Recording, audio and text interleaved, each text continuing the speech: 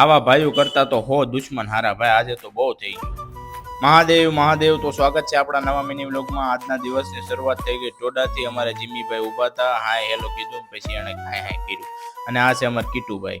ત્યાંથી આવી ગયો સીધું હું બેંકે. થોડાક પૈસા ડિપોઝિટ કરવાના હતા, એટલે આખા બેંક વાળા ઝંડા લગાડતા હતા. 15મી ઓગસ્ટ આવે એટલે દેશભક્તિ જાગે ને ભાઈ, એટલે કાંક ઊંચા નીચું કરતા હતા.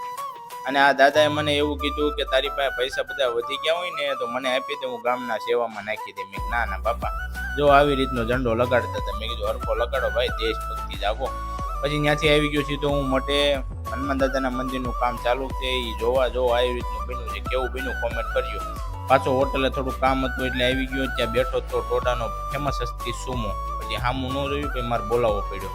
આ છે અમારા ગામની ત્રિપુટી. પછી પાછા ગામના સોરે મેં જોયું ને, ત્યાં દાદા કાંક કહેતા હતા કે મારે આ વખતે ચૂંટણીમાં ઊભું રહેવું છે, મત આવે ને એવું કાંક કરજે. મેં વાંધો નહીં. પછી રાતે 10 વાગે આવી ગયો હું સીધો હોટલે. ભરતભાઈ મને ફોન કર્યો કે તું આય, તારું કામ છે.